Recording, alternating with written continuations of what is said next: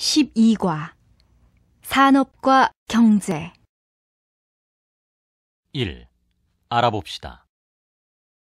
1번 다음 대화를 잘 듣고 내용이 같으면 O, 틀리면 X 하십시오. 1. 한국을 여행하면서 보니까 도시화가 급속하게 진행된 것 같더군요. 도시는 계속 커져가는 반면에 농사지을 땅은 계속 줄어드는 것 같아요. 네, 어느 나라든지 경제가 발전함에 따라 도시화가 진행되죠. 한국도 예외가 아니고요. 2. 김 과장이 왜 저렇게 화가 났어요? 어제 지방 출장을 가서 부장님이 시킨 대로 일을 처리하고 왔는데 뭔가 잘못된 것이 있었나 봐요. 그런데 부장님은 일이 잘못된 것이 모두 김 과장 탓이라고 하면서 화를 내셨어요. 3. 얼마 전에 신문을 보니까 한국의 수출액이 세계 10위 안에 들었더군요. 수출이 한국 경제에 끼치는 영향이 크지요? 그럼요. 한국은 자원이 부족하고 시장이 좁아서 국내에서 생산한 물건을 외국에 수출하여 경제를 발전시켜 왔습니다. 아마도 한국만큼 수출을 중시하는 나라는 별로 많지 않을 것입니다. 그런 것 같아요. 우리나라만 해도 국내에서 생산하는 물건들을 대부분 국내에서 소비하는 것 같아요. 1. 알아봅시다. 1번 다음 대화를 잘 듣고 내용이 같으면 O, 틀리면 X 하십시오. 1. 한국을 여행하면서 보니까 도시화가 급속하게 진행된 것 같더군요. 도시는 계속 커져가는 반면에 농사지을 땅은 계속 줄어드는 것 같아요. 네, 어느 나라든지 경제가 발전함에 따라 도시화가 진행되죠. 한국도 예외가 아니고요. 2. 김 과장이 왜 저렇게 화가 났어요? 어제 지방 출장을 가서 부장님이 시킨 대로 일을 처리하고 왔는데 뭔가 잘못된 것이 있었나 봐요. 그런데 부장님은 일이 잘못된 것이 모두 김 과장 탓이라고 하면서 화를 내셨어요. 3. 얼마 전에 신문을 보니까 한국의 수출액이 세계 10위 안에 들었더군요. 수출이 한국 경제에 끼치는 영향이 크지요? 그럼요. 한국은 자원이 부족하고 시장이 좁아서 국내에서 생산한 물건을 외국에 수출하여 경제를 발전시켜 왔습니다. 아마도 한국만큼 수출을 중시하는 나라는 별로 많지 않을 것입니다. 그런 것 같아요. 우리나라만 해도 국내에서 생산하는 물건들을 대부분 국내에서 소비하는 것 같아요. 2번 다음 대담을 듣고 아래의 질문에 답하십시오. 선생님, 국내 총생산 GDP, 국민 총소득 GNI가 어떻게 달라요? 전에는 국민 총생산 GNP라고 했었는데 그 용어는 요즘 잘 쓰지 않고 GDP하고 GNI를 많이 쓰는 것 같은데 그 차이를 모르겠어요.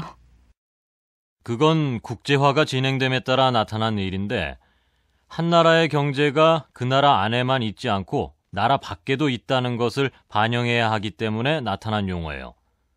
다시 말해 우리나라에도 외국 기업이 들어와 있고 그 반대로 우리나라 기업이 외국에 나가 있는 그것을 어느 나라의 소득으로 계산하느냐 하는 것이지요. GDP는 우리나라 안에서 생산되는 모든 것을 합한 것이고 GNI는 우리나라 기업이 어디에 있든 우리 기업이 생산한 것을 모두 합한 것을 나타내죠. 그렇군요. 시대가 변함에 따라 새로운 용어들도 많이 나오는 것 같아요. 선생님 설명 잘 들었습니다. 감사합니다. 2번 다음 대담을 듣고 아래의 질문에 답하십시오. 선생님, 국내 총생산 GDP, 국민 총소득 GNI가 어떻게 달라요? 전에는 국민 총생산 GNP라고 했었는데 그 용어는 요즘 잘 쓰지 않고 GDP하고 GNI를 많이 쓰는 것 같은데 그 차이를 모르겠어요. 그건 국제화가 진행됨에 따라 나타난 일인데 한 나라의 경제가 그 나라 안에만 있지 않고 나라 밖에도 있다는 것을 반영해야 하기 때문에 나타난 용어예요. 다시 말해 우리나라에도 외국 기업이 들어와 있고 그 반대로 우리나라 기업이 외국에 나가 있는 그것을 어느 나라의 소득으로 계산하느냐 하는 것이죠. GDP는 우리나라 안에서 생산되는 모든 것을 합한 것이고 GNI는 우리나라 기업이 어디에 있든 우리 기업이 생산한 것을 모두 합한 것을 나타내죠. 그렇군요. 시대가 변함에 따라 새로운 용어들도 많이 나오는 것 같아요. 선생님 설명 잘 들었습니다. 감사합니다. 3번. 다음은 서울시의 지역 불균형과 관련한 뉴스의 일부입니다. 잘 듣고 질문에 답하십시오.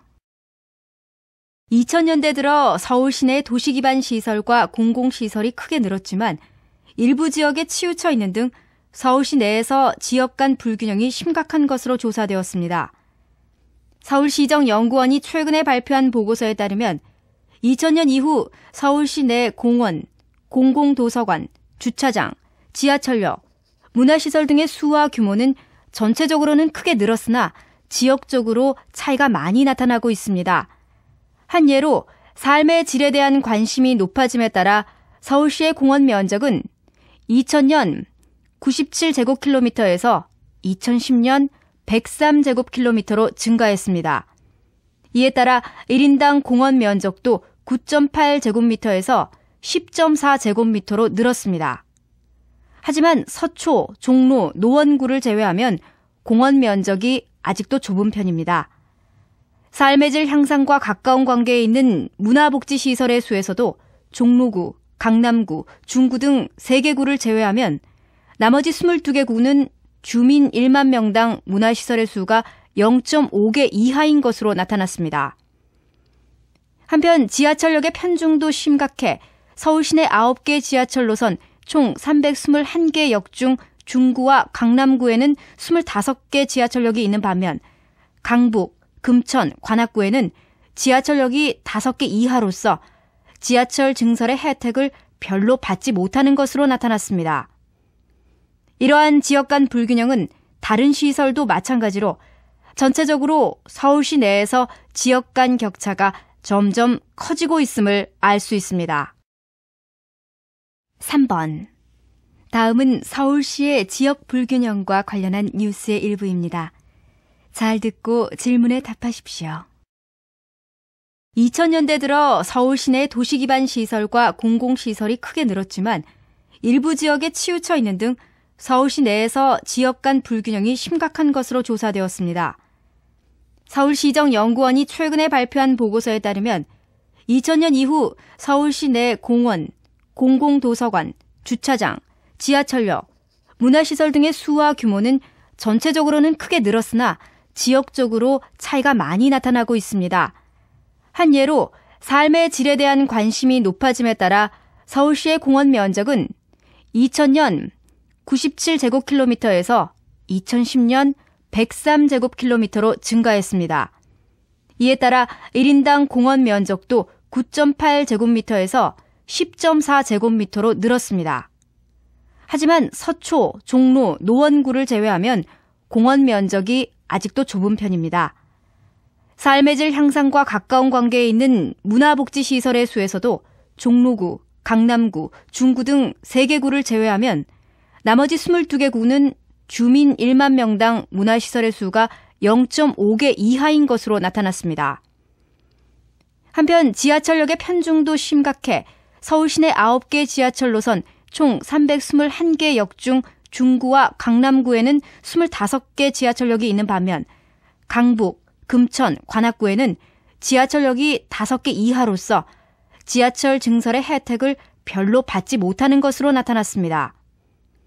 이러한 지역 간 불균형은 다른 시설도 마찬가지로 전체적으로 서울시 내에서 지역 간 격차가 점점 커지고 있음을 알 수 있습니다. 2. 들어봅시다. 2번. 다음은 한국의 중산층에 대한 내용입니다. 잘 듣고 질문에 답하십시오. 한 국가의 경제가 발전하면서 나타나는 대표적인 현상 중 하나로 중산층의 형성을 드는 학자가 있다. 중산층에 대한 정의는 다양하다. 그 중에서 가장 신뢰받는 주장은 한 나라의 전체 가구의 소득 순위에서 정확하게 중간 순위에 해당하는 가구의 소득을 기준으로 하여 그 소득의 50%에 해당하는 가구부터 150%에 해당하는 가구까지를 중산층이라고 한다. 예를 들어 어느 나라의 전체 가구 중 중간에 해당하는 가구의 소득이 $10,000라고 할 때 그것의 50%인 $5,000 이상, 그리고 150%인 $15,000 이하가 중산층이 된다. 중간 순위의 50% 미만인 경우에는 빈곤층, 150% 이상인 경우에는 상류층이다. 한국의 경우에는 이러한 중산층이 대체로 60% 정도인 것으로 알려져 있다. 즉, 전체 가구 중 60%가 중산층이고 나머지 40%는 빈곤층 또는 상류층이라는 것이다. 그러나 최근에 한국 사회에서 중산층이 줄어들고 있어 걱정하는 목소리가 높아지고 있다. 이는 경제가 발전하고 있지만 그 성과가 대기업 중심의 상류층에 집중되고 있기 때문이라고 한다. 특히 소득순위 상위 20%가 차지하는 소득 금액이 크게 높아짐으로써 중산층이 줄고 빈곤층이 는다는 것이다. 아직은 크게 걱정할 상황은 아니지만 20%의 상류층과 80%의 빈곤층이라는 20대 80의 이론이 나타나는 것이 아니냐는 주장도 나온다. 그러나 아직 한국은 중산층이 전체 가구의 60% 안팎이라는 안정된 구조를 보이고 있다. 한국 정부가 중소기업이나 일반 서민에 대한 지원 정책을 지속적으로 실시한다면 중산층이 크게 줄지는 않을 것이다.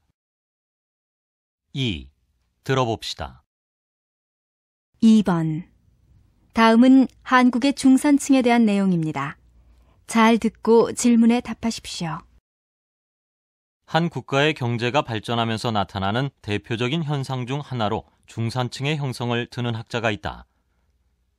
중산층에 대한 정의는 다양하다.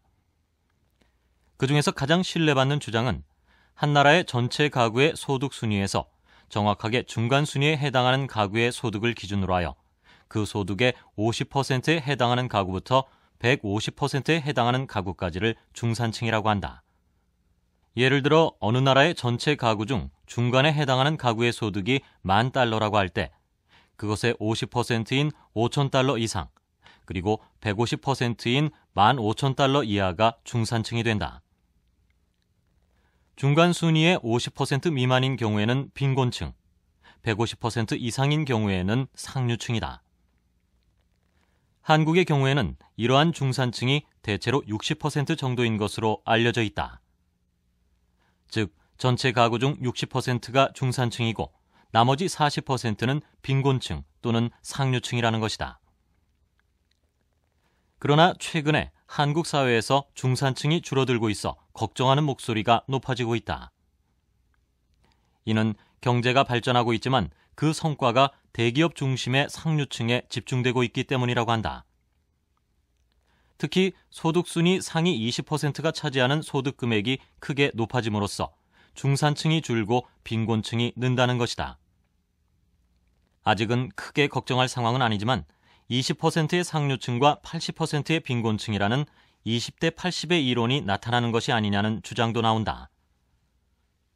그러나 아직 한국은 중산층이 전체 가구의 60% 안팎이라는 안정된 구조를 보이고 있다. 한국 정부가 중소기업이나 일반 서민에 대한 지원 정책을 지속적으로 실시한다면 중산층이 크게 줄지는 않을 것이다.